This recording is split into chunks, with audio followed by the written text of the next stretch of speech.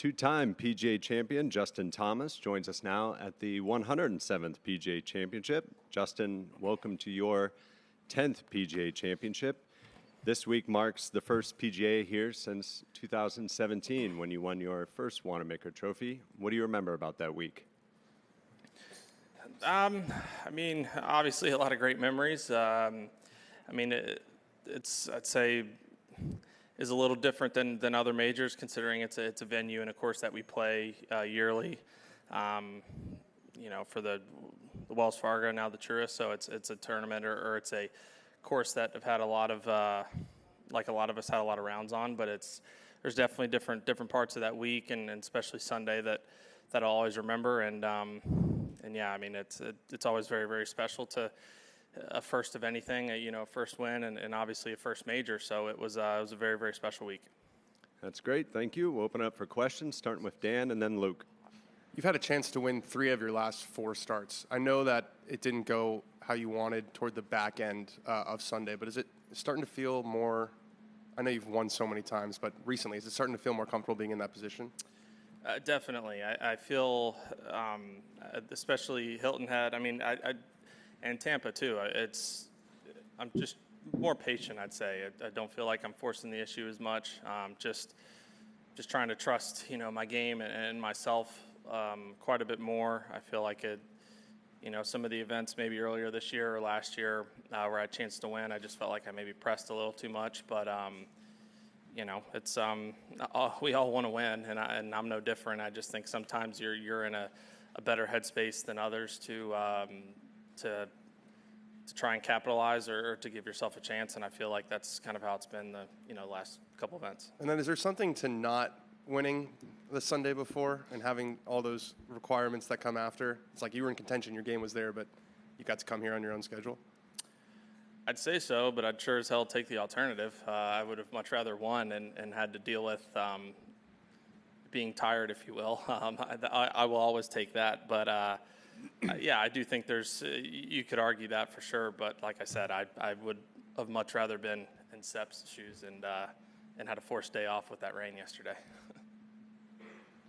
Justin, looking back to 2017, that was a special event for you with your dad out there, and what do you remember from that, just coming down the stretch on 18, and then does that carry over to this year, having won the last time it was here? I hope so. It was 8 years ago. It was a completely different golf course. It was Bermuda in August versus, Overseed in May. And as much as I'd like to say yes, I think that's a bit of a stretch. But, the fact I know the golf course and have had, I feel like some success on it is definitely helpful. But in terms of 2017 and remembering Sunday, it was a lot of great memories. I'll never forget walking up 18. After I'd hit my second shot in the right rough, and I think Kiz had just bogeyed 17 maybe to have a 3-shot lead, and I felt pretty comfortable I could get it in the house at that point.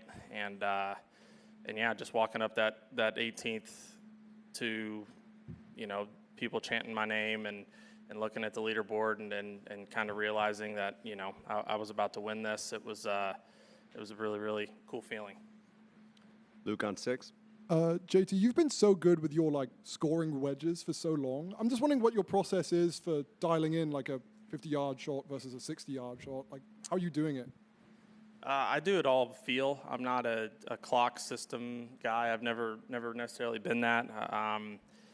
It's really just a lot of practice and muscle memory. Is I'd say obviously you've been doing it my whole life, but let alone the last, call it 5-10 years, and a lot of work with TrackMan and just my thought and feel has always been to just feel like I'm almost taking it back as short as I can to hit it that distance. So I feel like I have the same type of acceleration through all of my shots, and that just comes with a lot of time and practice and repetition. To just kind of trust that I know if I'm hitting at 80 yards, I couldn't tell you where it is, but I just try and do it and feel that. That's really it. And how much time are you devoting to practicing that specific area, this week, for instance? Quite a bit. I'd say, I mean, this week's a little different, I would say, than like last week. I mean, the majority of my warm-up most weeks is wedges. When I'm home, definitely more wedges if I'm not working on technical stuff. But, this week's going to be a lot more mid-irons on the course and long irons. So I won't necessarily, grind a lot on wedges in my warm-up and try to hit numbers like last week where, on a day like Thursday, we're hitting a wedge into arguably every hole. So, but it's just something that's important because the stress it takes off your game if it's in a good place. If I don't hit a good drive or, if I need to lay up on a par 5, something where I don't feel like I need to force the issue on my second shot because I know if I get it to a decent number, I can get it up and down and move on. Go next up to Jay, followed by Mike's 3 and then 7. JT, the easy wisdom is that if you've won at a place before, then automatically you're going to be more comfortable at it, whether it's you here or Rory here. For you specifically, though, do you feel more comfortable at a location where you've had victory before? What does that do for your mental state coming in? Definitely. I've been fortunate enough to have success at courses multiple times in my career. Won a couple times at Kapalua, CIMB, CJ Cup, just at places that I feel like there's something about it. I think that if you're able to get yourself in contention again, obviously it's going to differ of who is there, but I will always be able to say if I'm coming down the stretch and trying to win the tournament is I can tell myself I've literally done this before here. And I know it's something it's kind of bizarre to that just something saying like that or something like that in your mind can be very helpful, but it is because I've hit the shots, I've made the putts, I've handled all of that mentally on this exact golf course and this exact tournament. So I think it's something that can be helpful and able to fall back on if I need type thing. Mark? Hey, Justin. Just curious for the success you had, as successful as you were, and to go through that stretch, those couple of years where you're searching and whatnot, and you're not getting the results out of it. How difficult was that run for you, and how gratifying is it that you have these feels back again, where you're in contention, and you feel like you can do it? It obviously was frustrating. I wouldn't say it probably wasn't quite as long as maybe it appeared. I felt like there at the end of, was it 2023? When my year I didn't play very well, I felt like at the end of that year I started to play some decent golf and was, working on the right track. So, it wasn't like it was something, it was a couple year process. I think it's good for you in the long term. It doesn't seem like it when it's happening, and I obviously would have much rather not had a poor year than have one, but I learned a lot from it. I feel like it's something that you unfortunately have to go through some stuff like that and maybe make some wrong decisions or chase some things that you don't need to figure out down the road that you don't need to do that anymore or again. So it's, there is something satisfying of kind of, I guess, figuring it out, if you will, but just a part of this game. Just as a quick follow, do you feel better now than you were with your game and everything around you than you did even when you were winning earlier? It's tough to say. I think that the thing you have when you're young is not that I don't have any fear now, but I was very fortunate to have success at a young age, but when you're 23, 24 years old, it's just like, what you don't have anything else to think about or to have to worry about. You don't have any scar tissue. You don't have any, experience. It's just like, hey, the PGA that I played here in 17, like it was just my third PGA I've ever played in. So it's, the only really time I had a chance to win, I was in the final group at Erin Hills earlier that year. So it's like, it's just earlier in your career, it's a different, it's similar mindset of obviously we want to win, we have a lot of fire and we work hard, but it's a different kind of thing. But I feel great about my game. I would like to think and hope I'm a more mature person and golfer. But I don't think it's fair to play the comparison game, and I just I believe and I hope, but firmly believe that some of my best is still ahead of me, and I know that I have that in there. I just have to kind of go find it and prove it.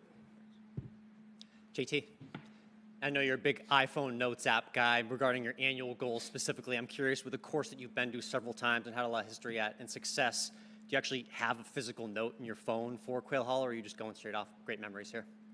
For this event? No, I don't do anything for specific events.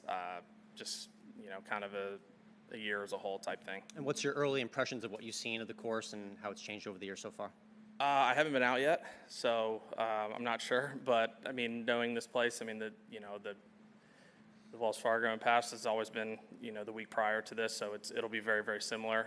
I'm sure the rough will just be longer, and it'll be the greens will be a little firmer and faster. But that's the one thing about this place. I feel like you kind of always know relatively what you're going to get, and it's just figuring out how the golf course is playing, and then going from there type thing. But by the looks of it, it's pristine as always, and will be a great test.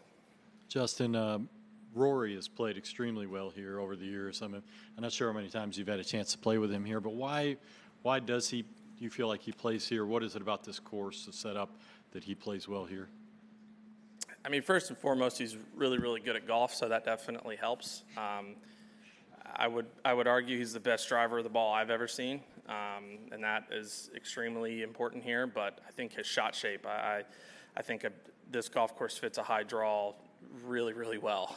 There's a lot of tee shots, whether it's holding fairways or fitting dog legs, taking bunkers out of play, whatever it is. And then, he just has, when he's on, he has such control with that driver. It seems like he can hit it, in a window and an area that some guys are trying to hit short irons. And, that's a tremendous advantage or threat at any golf course. But I feel like a place like this where it doesn't necessarily require a lot of thought or strategy off the tee. It's generally, pulling out driver, and I need to hit this as far and straight as possible.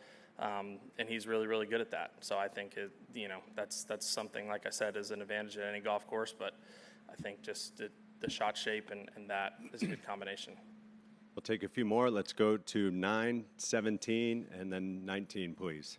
On Sunday night, we get your very, very immediate thoughts on how the tournament finished, but is there any element the last 2 days of going back and watching like the game tape to have some different takeaway arise from kind of how it went down? Of this past week? Yeah. I'd say so. I like to. I watch, highlights of myself of that round basically after every single day. I want to, if I can just pick up on one little thing and learn, one little thing, or maybe there's, I really hit this drive well on number 7. Like, I'd love to go back and see if I can pick up anything on that, or maybe I hit this shot bad on this one, and you're not always going to see the camera angles you want, or it's not going to maybe get everything that you want, but it is helpful for me. It's more of like I feel like I can kind of, if I'm watching golf, that a replay that I'm in, I can kind of see my body language and kind of see how I look, and that's generally a pretty telltale sign for me. So that's something that, I'll watch sometimes. I'm not necessarily going to fret over it or try to dive into it as much as humanly possible, but it is something that if I could choose, I would like to see, yeah. Did you learn anything from Sunday, from what you watched? I didn't necessarily need to see anything. I was very, very comfortable and felt like I did a great job all day. 16 was the only thing I was a little upset with myself. I felt like after not birdieing 15, and I felt like they were both going to birdie 15, I just felt like I pushed that a little.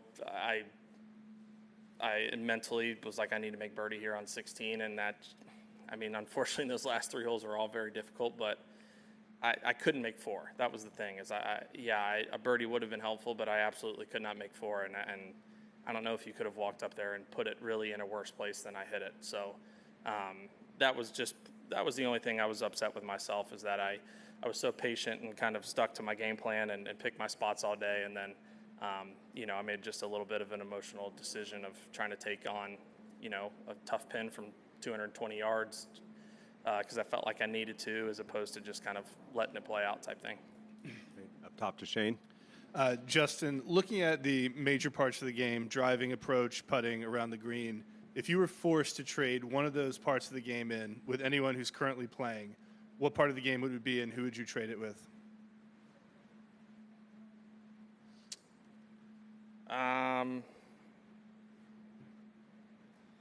mean, I'd go with either Rory or Scotty in their driver. Yeah. Driving. Yeah. Gotcha. Thanks. Great. Wrap it up at 19 with Ryan, and then Doug on 20, please.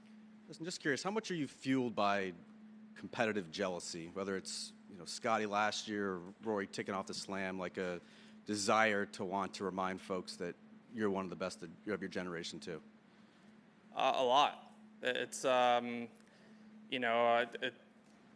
remember that a lot from my first couple years on tour, and Jordan having a lot of success and playing well, and it is. I mean, over the course of your career, you're obviously it's not like when you're in college and you have someone that turns pro early and they're winning tour events and you're like, I've beaten him before, or kind of thing. It's like we obviously all beat each other quite often, but it's I have a lot of faith and a lot of ability or trust in my ability, and feel like I have confidence, and I feel like what I can do. So I told Jill after watching the Masters, it was like of course, and obviously I knew I've always wanted to win the Grand Slam, want to win all the majors, but for some reason, like watching somebody do it firsthand, it reminded me almost of like, damn, yeah, I forgot. I really do want to do that. Kind of, it's weird. It's something I think all of us.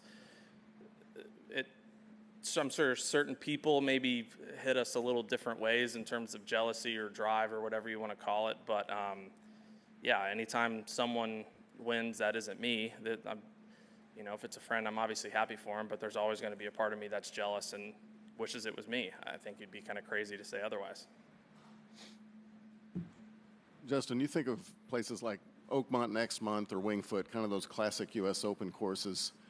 What do you think of for the PGA Championship? Is there is there one course that would be described as a typical PGA Championship course, quintessential one, or is there not?